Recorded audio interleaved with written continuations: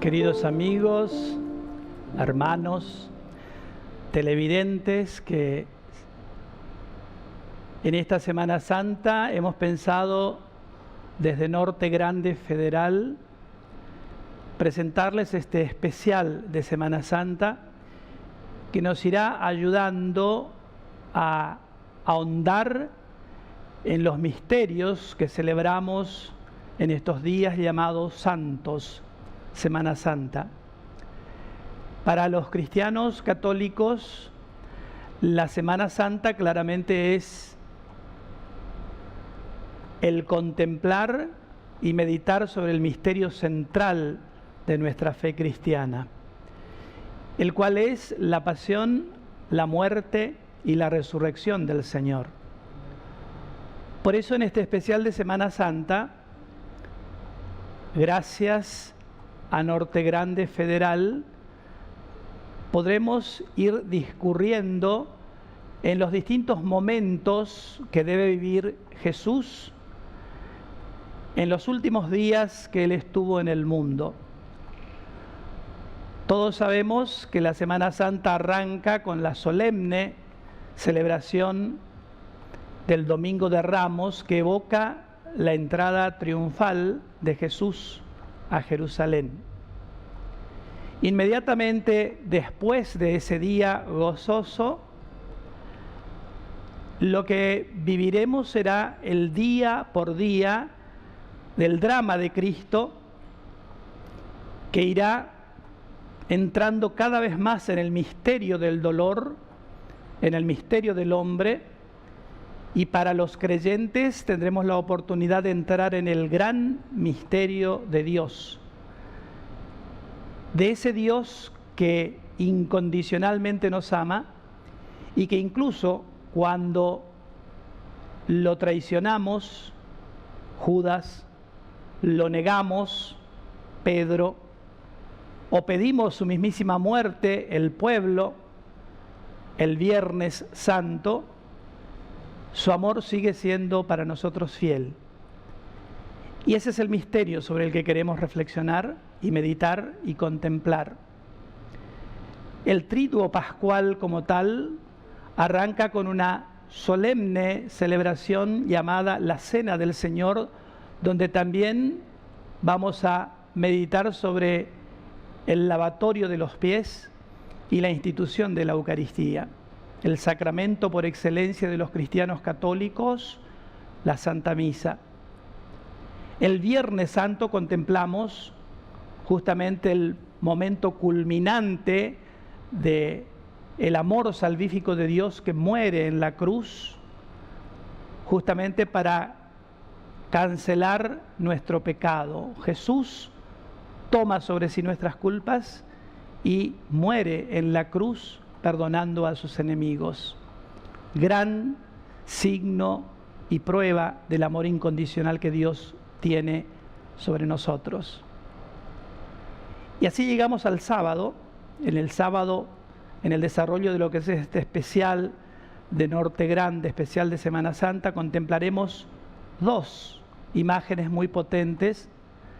La primera es la del sábado por la mañana, llamada la desolación de María. La Virgen ha perdido a su Hijo amado y está sola, y por eso la Iglesia en las horas matutinas honra y acompaña a María en su dolor como en su desolación. En las horas vespertinas la Iglesia se prepara para la gran celebración de la Vigilia Pascual, donde justamente la Iglesia, en un rito litúrgico absolutamente rico en signos, va a ir metiéndonos dentro de lo que es el misterio de la resurrección de Cristo. Y así llegaremos al domingo de Pascua, también conocido como el glorioso tercer día, en el que Jesús emergerá victorioso desde ese sepulcro. Los invitamos, por tanto, a caminar con nosotros en este especial de Semana Santa contemplando el misterio central de la fe cristiana católica, la pasión, la muerte y la resurrección del Señor.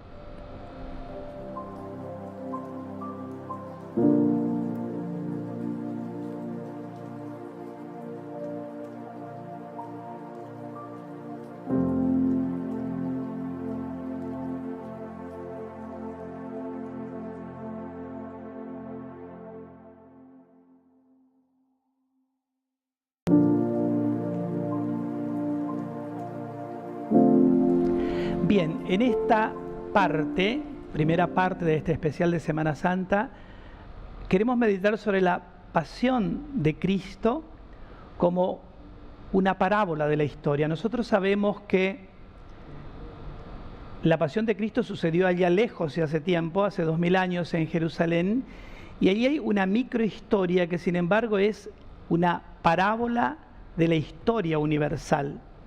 Porque en este evento de la pasión de Cristo, cuyo inicio acontece en la entrada triunfal de Jesús en Jerusalén, interactúan todas las situaciones posibles y también todos los personajes posibles. Tenemos el poder político, representado por Pilato. Tenemos el poder religioso, representado por los sumos sacerdotes, los escribas y los fariseos, de ese tiempo, por supuesto.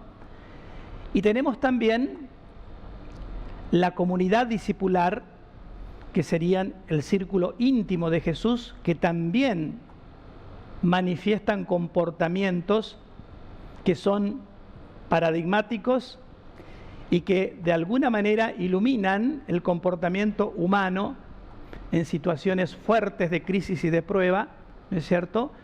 Y por eso decía microhistoria, porque también las historias individuales de Pedro, de Juan, de Judas, está nuestra propia historia, ¿verdad? Y está el pueblo, ese pueblo, ¿no?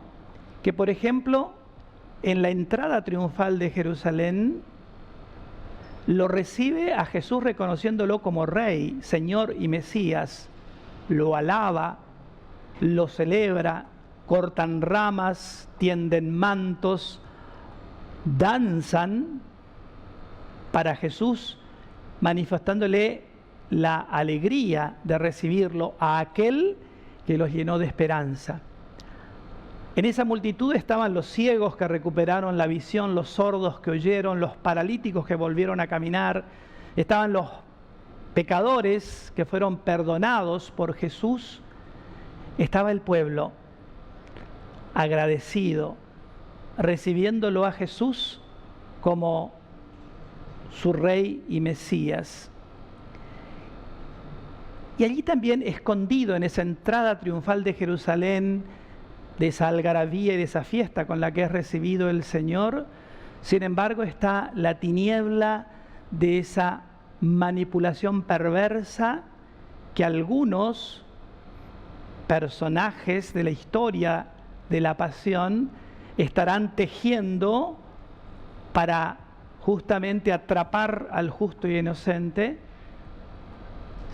juzgarlo, sentenciarlo y condenarlo. Por eso digo que la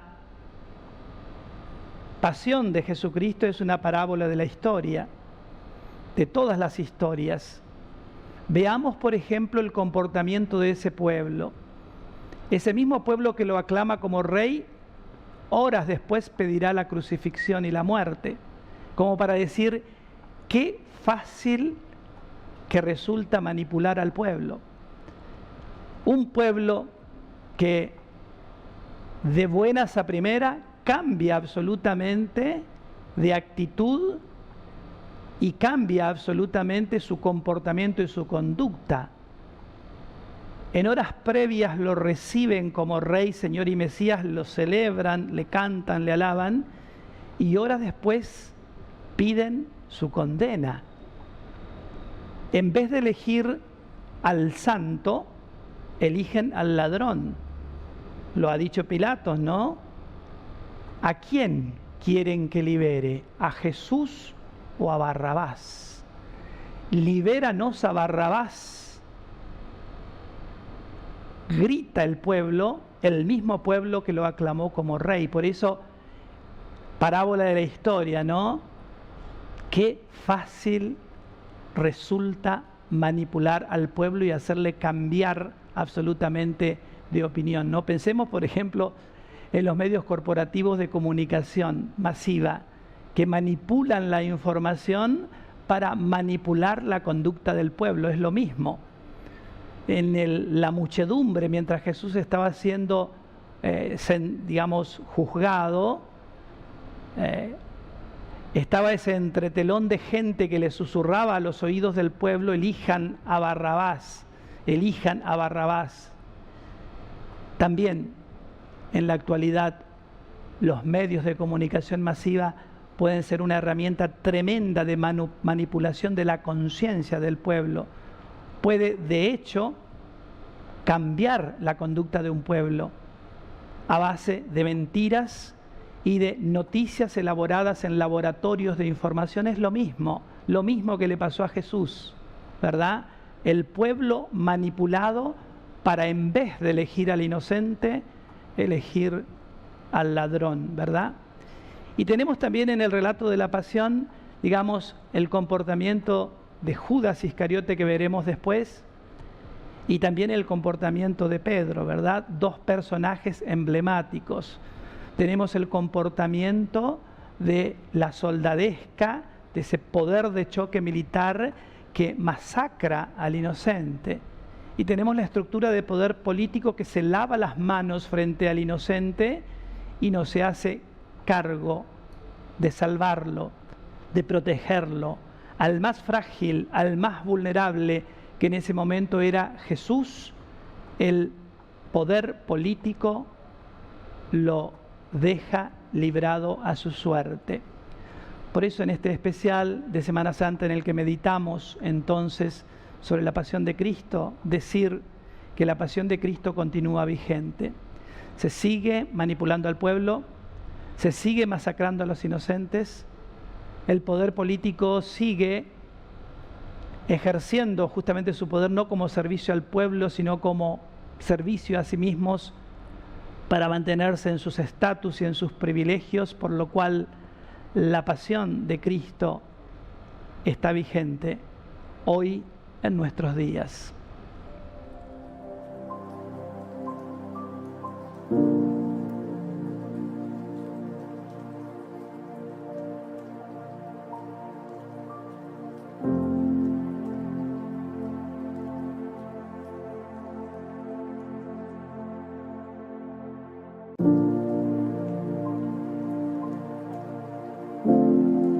Bien, continuamos con este especial de Semana Santa. En este segundo bloque queremos contemplar estos dos personajes que, como decía, la pasión de Cristo, parábola de la historia.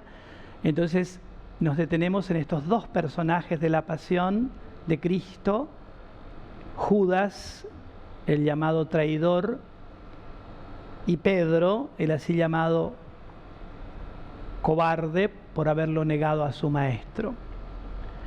Hay una imagen muy sobrecogedora en la Semana Santa y en los relatos evangélicos en las horas previas al apresamiento de Jesús, cuando está cenando con sus íntimos, con los apóstoles.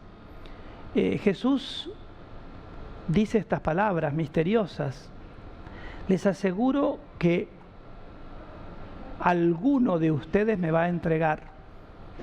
Y comienza, ¿no? Entonces todo esta inquietud en los apóstoles: ¿seré yo, Señor? ¿Seré yo, Señor? ¿Seré quién? Hasta que claramente Jesús señala a Judas: aquel que moja el pan en el mismo plato que yo, ese es el que me entregará. Y mirándole a Judas le dice: Judas, haz pronto lo que tengas que hacer. Y Judas se levanta, coge la bolsa y sale. El resto de los discípulos no entendió muy bien qué es lo que quiso decirle Jesús con haz pronto lo que tengas que hacer, pero marca claramente cómo Jesús, como Dios, es el que va marcando el rumbo de la historia.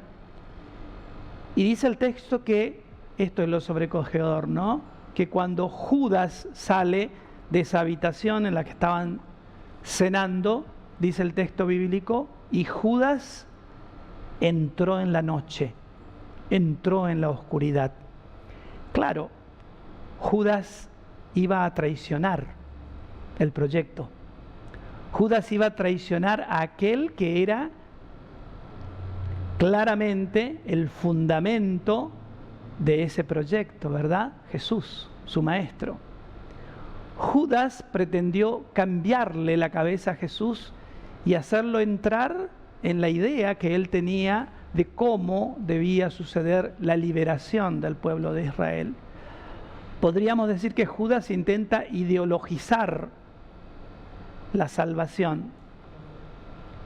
Claramente Jesús se opone a eso y por eso, al no coincidir con los planes de Jesús, Judas decide entregar a su maestro.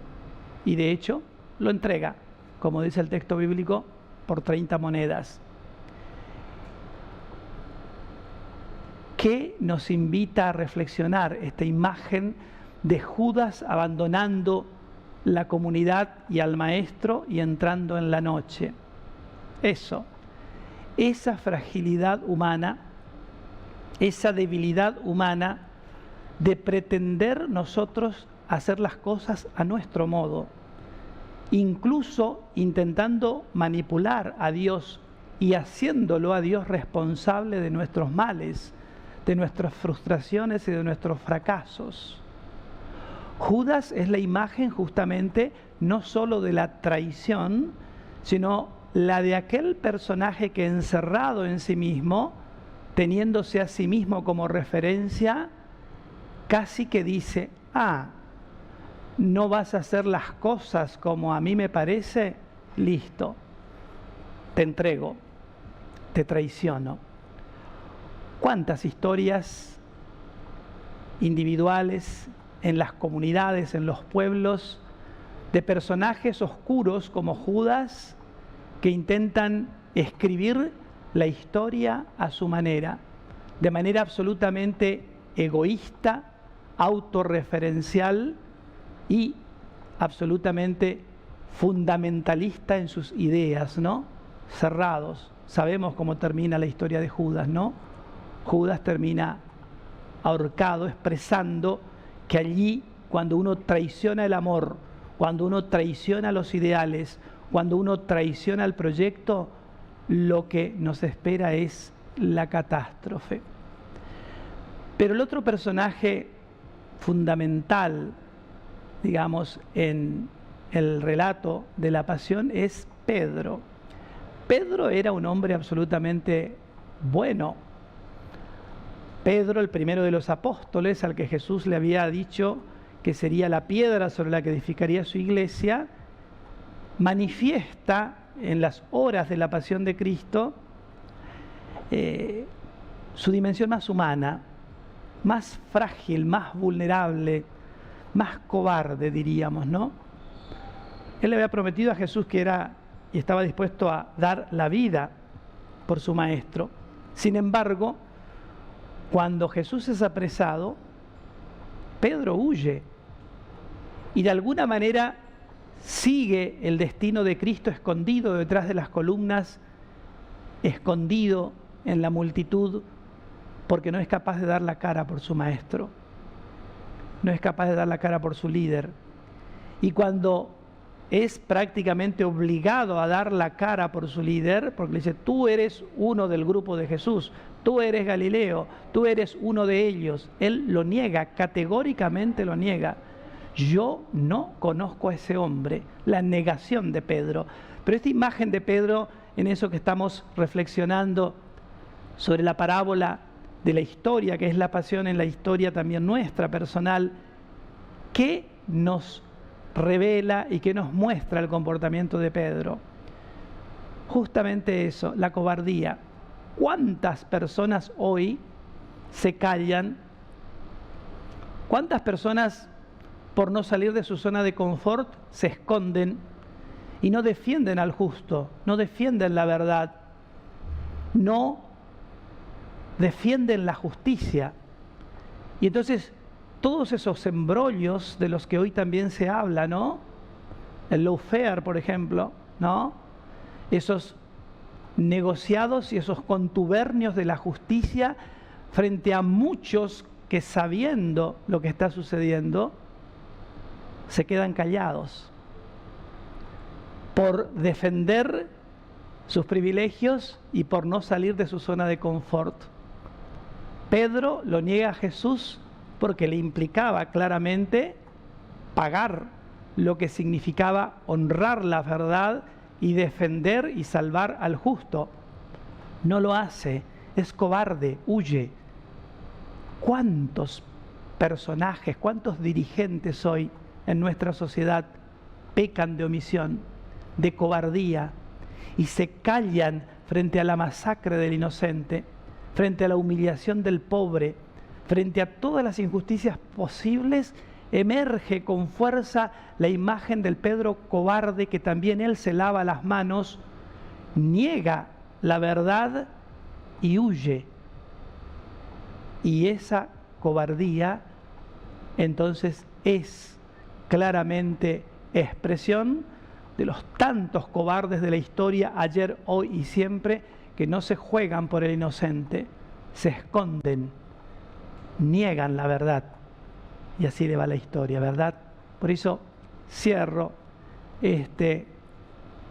esta parte, digamos, de este especial de Semana Santa en este segundo bloque, deteniéndonos en estas dos imágenes. Judas, el traidor, el que quiere ideologizar, digamos, la salvación, y Pedro, el cobarde, el que peca de omisión y hace que nada cambie, se que mantengan las cosas como están.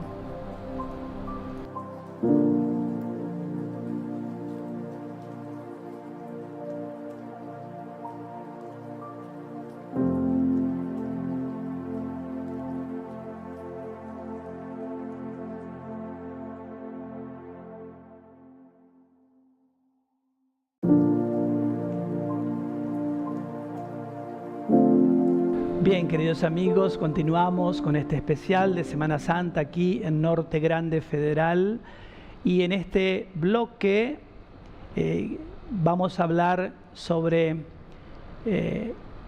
lo que la Iglesia llama el primer día del triduo pascual. Nosotros sabemos que hay un triduo pascual. Triduo significa 3 días, que son los 3 días centrales donde acontece el misterio de la salvación, ¿verdad?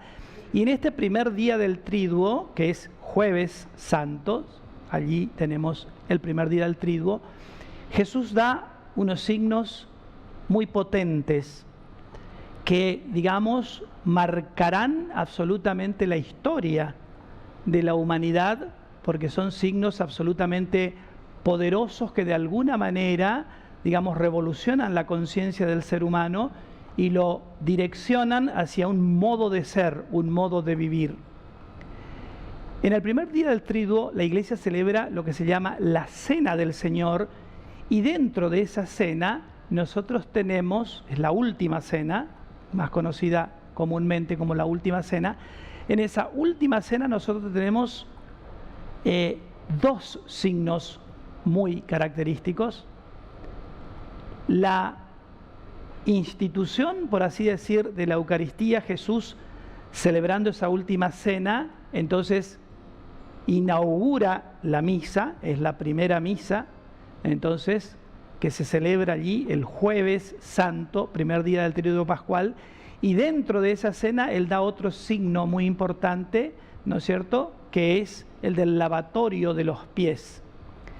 Indirectamente al, digamos, celebrar la primera misa, ¿no?, en la última cena, e instituir la Eucaristía, instituye también un servicio que los hombres prestarán a lo largo de todos los siglos y de los milenios en la Iglesia, y que es el sacerdocio. Claramente para perpetuar ese misterio que Cristo, digamos, revela al decir que Él se va, pero que queda en el signo sacramental, que es el pan y el vino. Debía dejar también aquellos que, representándolo en el mundo, debían llevar adelante ese rito, los sacerdotes. Por eso entonces diríamos que en este apartado, digamos en este especial de Semana Santa, vamos a reflexionar sobre esa última cena, sobre el lavatorio de los pies y su significado, sobre la institución de la Eucaristía y su significado, y por supuesto sobre el sacerdocio. Veamos la institución de la Eucaristía. Jesús físicamente va a dejar el mundo. De hecho es jueves, el viernes Jesús muere, ¿no es cierto? Es sepultado y dice la fe que resucita, después permanecerá un tiempo aún en el mundo, sabemos que son 40 días después de su resurrección, hasta que vuelve a los cielos.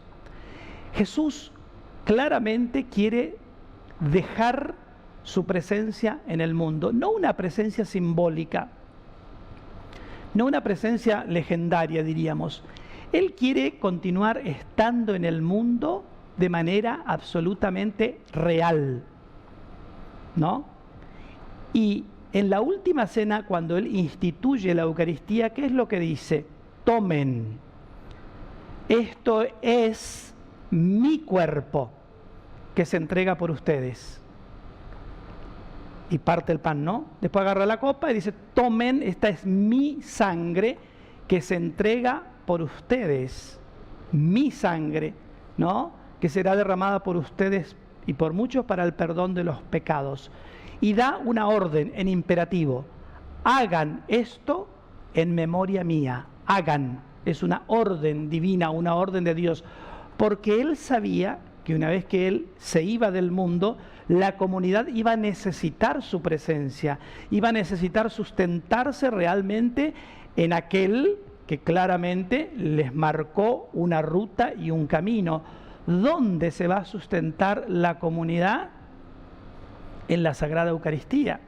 La Sagrada Eucaristía será claramente el signo sacramental en el que desde el primerísimo tiempo la comunidad comprenderá que ahí vive Jesús, que ahí está su presencia real. Pues la Iglesia confiesa, ¿no?, que en la Eucaristía, en el pan que el sacerdote consagra y por eso instituye también el sacerdocio, repitiendo las exactas palabras de Cristo, repitiendo los exactos gestos de Cristo, allí está aconteciendo verdaderamente un misterio por la acción del Espíritu Santo, en el que ese pan deja de ser pan para transformarse en la presencia viva y real de Jesucristo, y ese cáliz deja de ser cáliz para transformarse también en la presencia real de Jesús. Allí está la persona viva de Jesús escondida en los signos sacramentales, pan y vino, ¿verdad?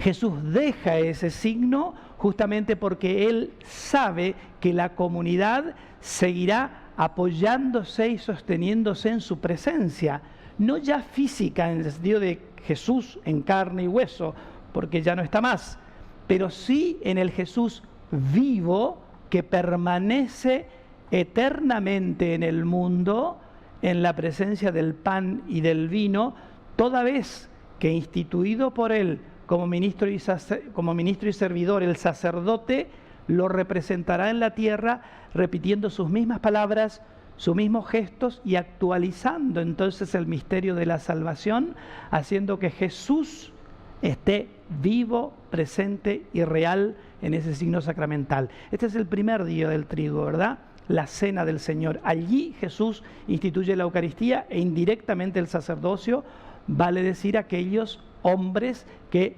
continuarán perpetuando su presencia a través de la Santa Eucaristía. Y el otro gesto que hace Jesús es el del lavatorio de los pies. Aquí hay una revolución, ¿verdad? Porque Jesús era maestro, Jesús era líder, Jesús era, por así decir, entre comillas, una autoridad.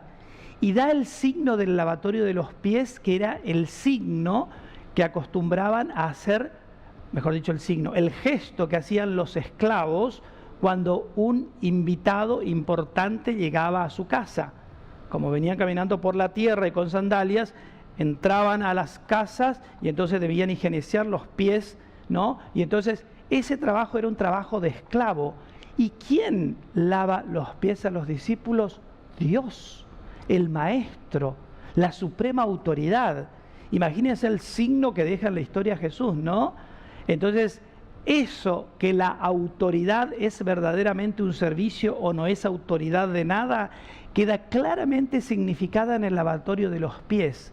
Aquel que pretenda ser líder, aquel que pretenda ser dirigente, aquel que pretenda ser una autoridad, debe hacerse humilde servidor de aquellos a los que pretende supuestamente servir, dirigir o gobernar. ¿Cuánto deberían aprender nuestra dirigencia de este signo del lavatorio de los pies? Y pensar que muchos de nuestros dirigentes participan de estos ritos litúrgicos, ¿eh? En Semana Santa van a la misa de la Cena del Señor y al lavatorio de los pies. Pero a la hora de poner en práctica tamaña enseñanza que revoluciona la historia y parte en dos la historia, donde aquellos que quieren mandar y dirigir deben hacerse esclavos, ese es el mensaje del lavatorio de los pies, qué lejos estamos, ¿verdad? Pero entonces pensemos en este especial de Semana Santa sobre estos signos, el signo de la Eucaristía y el signo del lavatorio de los pies, que vuelvo y repito, deja claramente definido que la autoridad, y Jesús es autoridad, Jesús es Dios, que la autoridad, para ser verdadera autoridad moralmente hablando, debe ser servicio o no es autoridad de nada.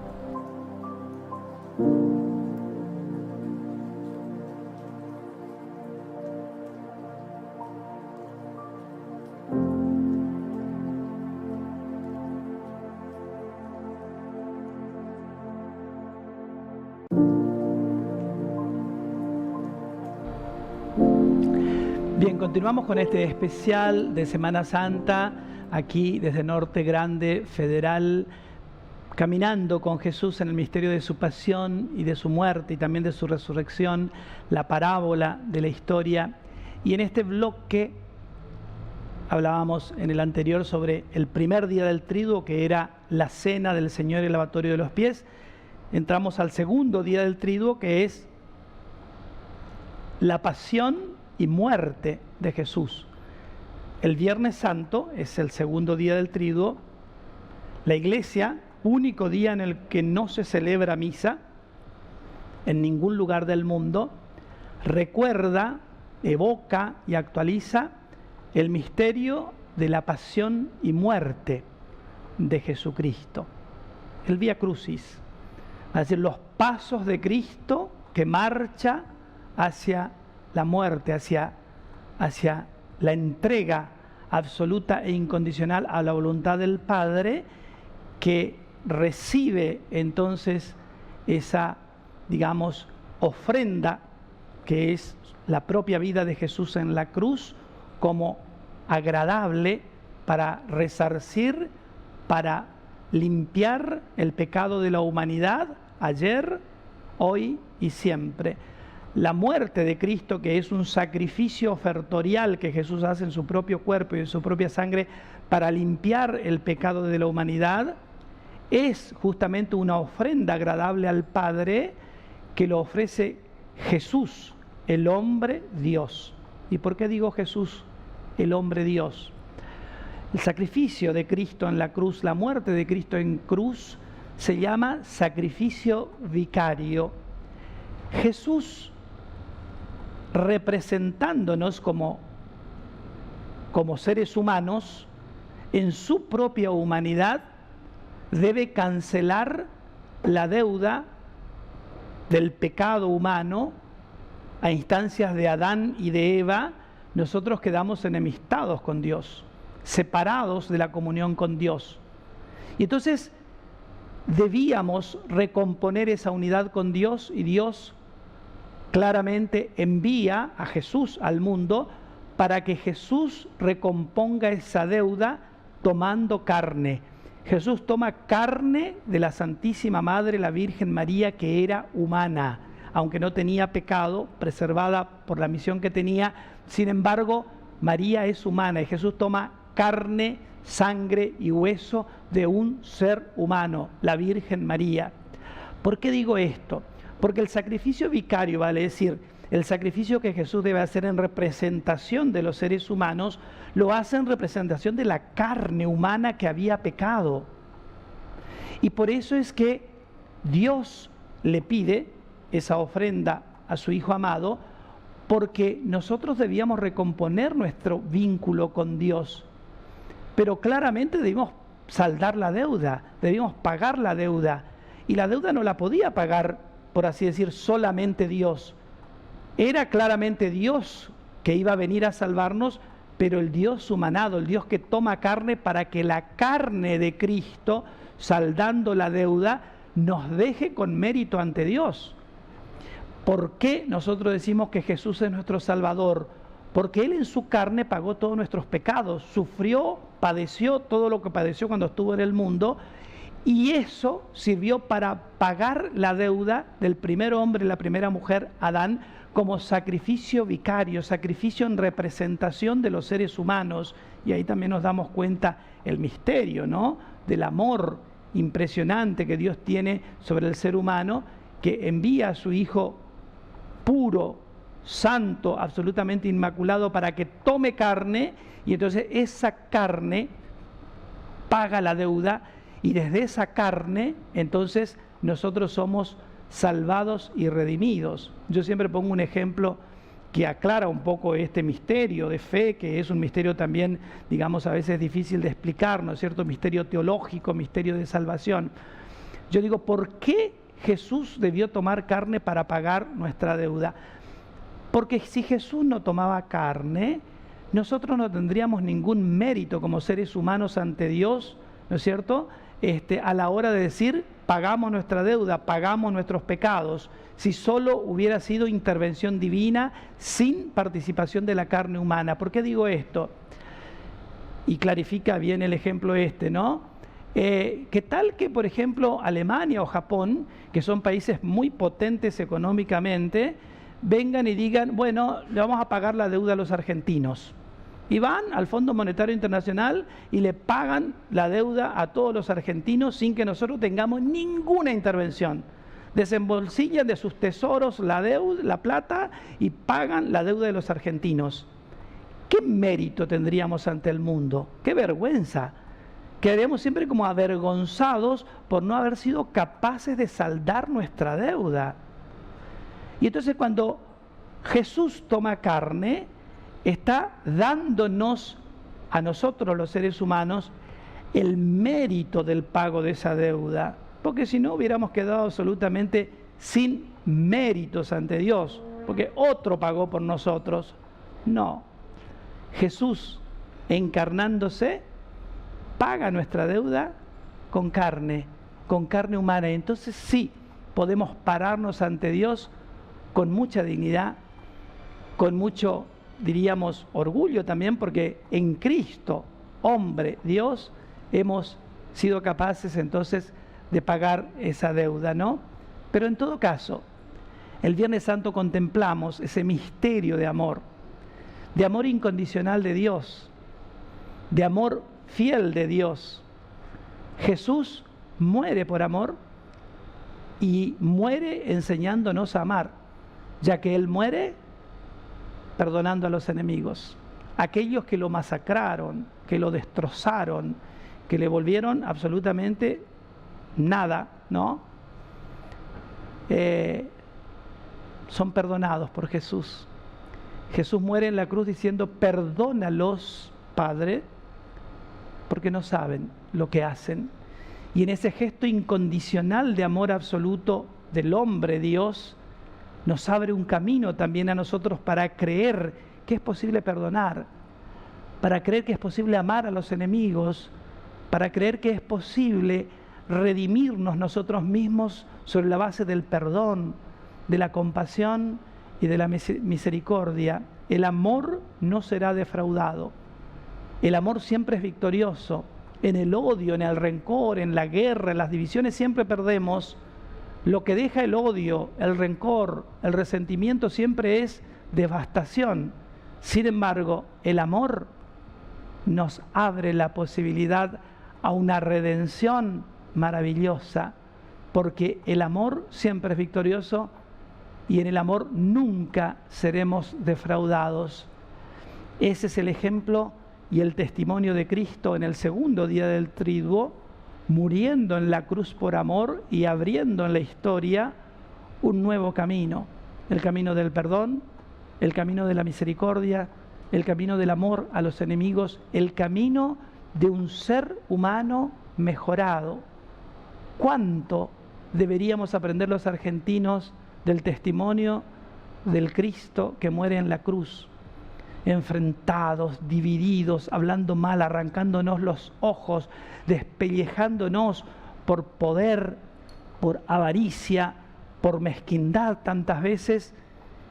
Y seguramente también muchos de esos medios de comunicación, dirigentes, van seguramente ante la cruz, hasta se arrodillan frente a esa cruz sin entender que el significado que dejó Jesús en la historia al morir Él en la cruz es que seamos mejores personas, mejores seres humanos, amando, perdonando, construyendo unidad a base de sacrificio, a base de perdón, a base de entrega.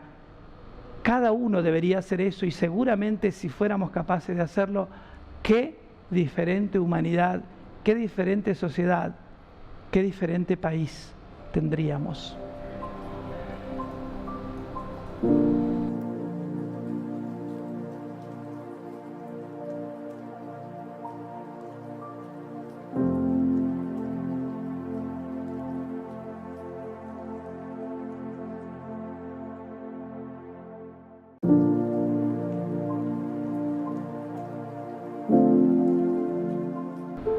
Continuamos meditando en este especial de Norte Grande Federal de Semana Santa y llegamos a este quinto y último bloque en el que vamos a adentrarnos en lo que se llama el glorioso tercer día en el que Jesús resucita, precedido por el sábado de gloria, que es después de la muerte de Cristo. Entonces toda la humanidad, toda la Iglesia entra en esta expectación de lo que la Iglesia confiesa desde hace 2000 años: el sepulcro ha quedado vacío.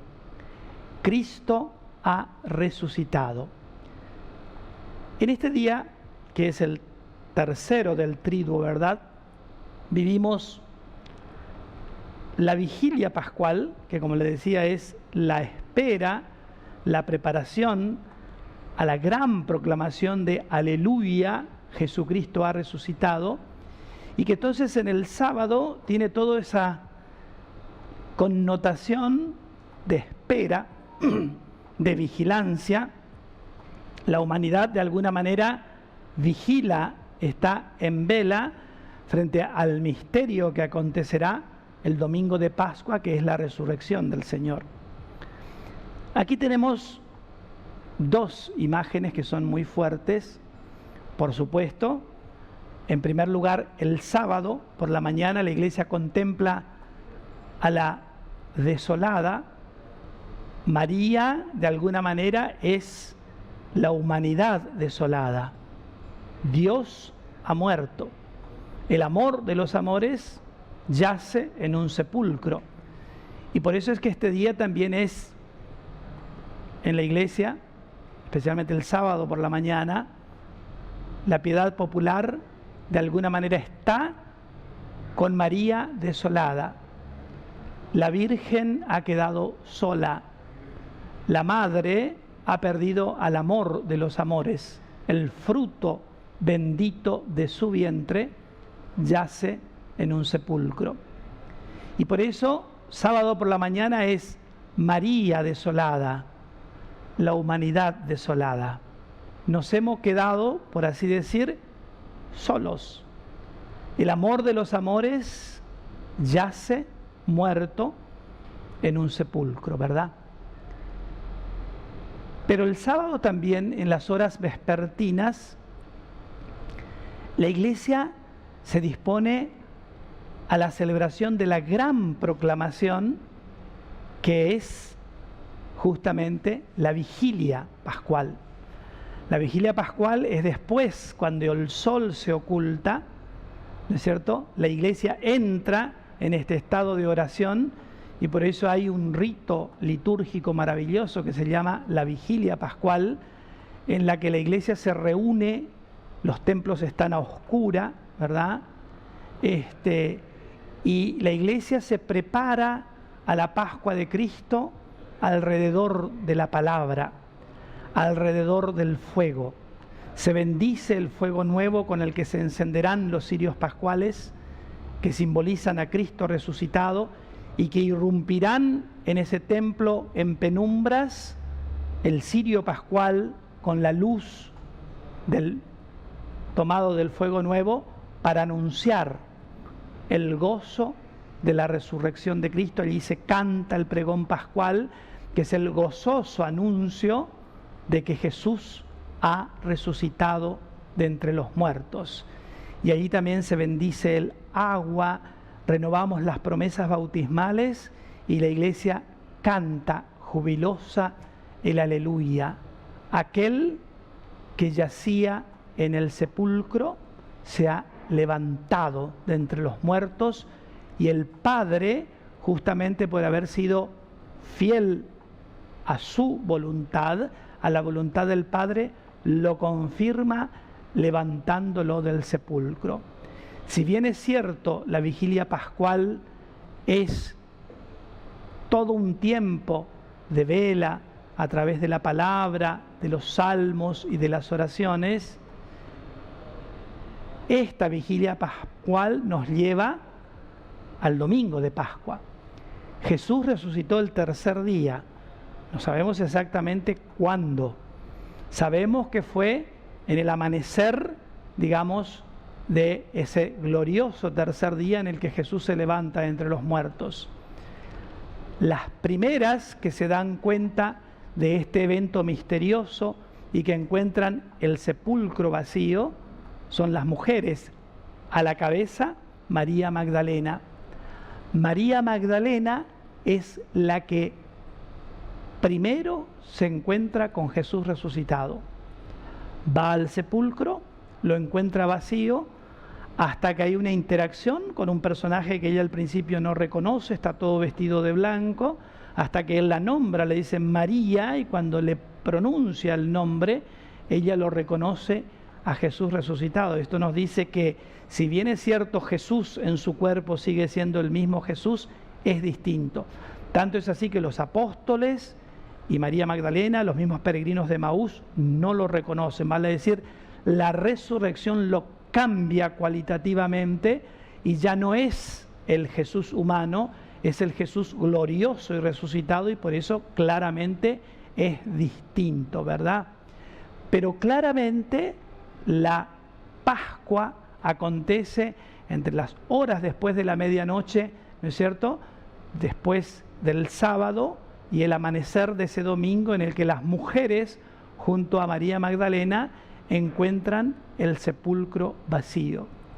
Y por eso es que teológicamente correcto definirla a María Magdalena como apóstol. Ustedes saben que el Papa Francisco la ha declarado a María Magdalena como apóstola diríamos, ¿no?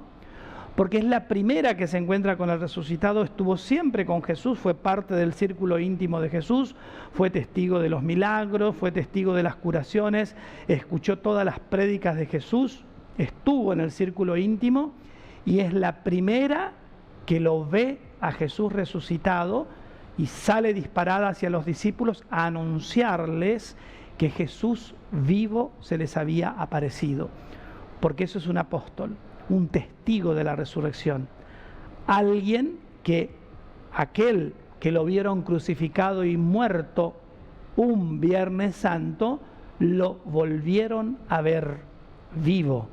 Y la primera de todas fue María Magdalena, por eso es apóstol, porque no solamente fue testigo de los hechos milagrosos de Cristo cuando estuvo en vida física, humana, sino que lo ve vivo, la primera, glorioso y resucitado, y sale a anunciar a los hermanos, Cristo está vivo. Jesús volvió a la vida. Ese es el glorioso tercer día. Ese es el domingo de Pascua, el día en que la Iglesia jubilosa proclama que el amor ha vencido al odio, que la gracia ha vencido al pecado, que la vida ha vencido a la muerte. Y jubilosa la Iglesia proclama: aleluya, Jesucristo resucitó. Ese clamor atraviesa los siglos y los milenios, y la Iglesia, con todo el júbilo y con toda la autoridad también que viene del testimonio apostólico y de la palabra de Dios, le anuncia al mundo: muerte, ¿dónde está tu victoria? Muerte, ¿dónde está tu aguijón? Cristo vive, Cristo reina y Cristo impera. Aleluya, Jesús realmente resucitó.